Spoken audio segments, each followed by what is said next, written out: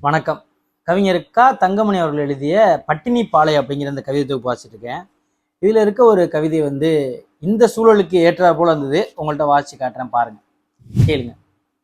தொண்டன். எங்களை அவர்களுக்கு தெரிந்திருக்க வாய்ப்பில்லை.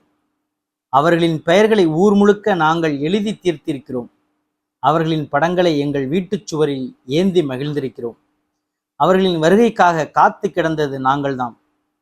அவர்கள் தனியாய் தெரிவதற்காக கூட்டமாகி போனது நாங்கள்தான். அவர்கள் தனியாய் தெரிவதற்காக கூட்டமாகி போனது நாங்கள்தான். பலமுறை அவர்களின் கொடிகளை ஏந்தும் கம்பங்களாகப்பட்டிருக்கிறோம். எங்கள் கரங்களில் ஒளியையும் வழியையும் அவர்களுக்காக உண்டாக்கினோம். இருந்தும் எங்களை அவர்களுக்கு தெரிந்திருக்க வாய்ப்பில்லை.